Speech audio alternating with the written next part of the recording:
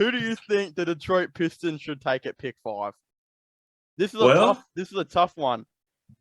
This is when I bring up Jaden Ivy. Okay, all right. I think this is when Jaden Ivy finally hits the stock that he's had. Detroit is going to get the best available player. That's Jaden Ivy at this point on my list. Okay. Also, I think it makes sense for them as well because I think they will look for somebody that could potentially be a little bit more consistent to Killian Hayes. I know Killian Hayes had a better second half of the season. He showed that he can be a decent player, but I do not think Detroit is sold on him. Yeah. And because of that, I think Jaden Ivy would be a good piece for him. 6'4", 200 pounds. Yep. They comparing him to John Morant, D Wade. Like I think he would work well with Cade. How Cade plays the game. Like I think he works with that Detroit system. And I just think that's the only logical decision for them. Honestly, I think it is too.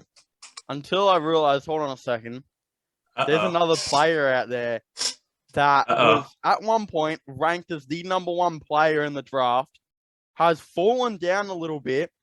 Positional wise, I think fits the Pistons maybe a little better, and that's Shaedon Sharpe.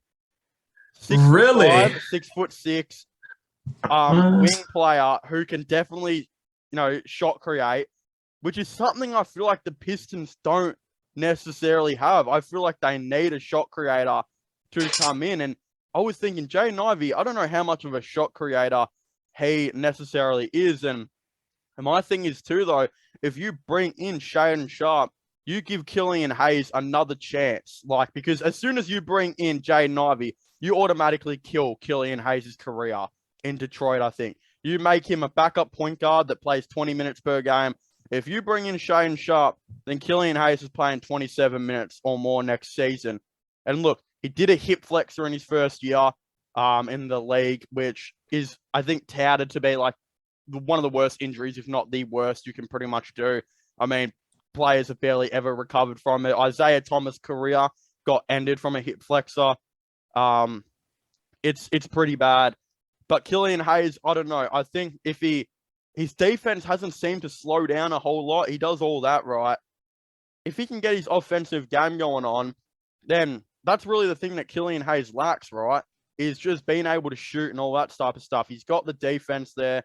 His playmaking isn't half bad. I think Shaedon Sharpe, he shot creates really, really well. And what some people are saying is Shaedon Sharpe has the ability to be the best player in the draft. Like, legitimately nearly the best player in the draft if he puts it all together. I don't think he'll be good for the first, couple years of his career. But if you can get a dude that can eventually average over 20 points per game and do all that type of stuff, then I think that's a big win for Detroit. The issue I have, though, is Detroit have been known in the past to like defensive players more than offensive players. So that's where I think they might take Ivy, over him. But I don't know. They're also potentially losing Jeremy Grant next year, which means they'll be looking for a new power forward. But I think what's his name will just slot over to power forward. And then they'll be looking for a forward/wing. And that's where I think, Shaedon Sharpe would be an interesting one. I like that. I would have never assumed you was going to pick him, honestly. That was a curveball for me. It's different, isn't it? That was a curve, yeah. I feel like it's a risk Detroit might need to take, though.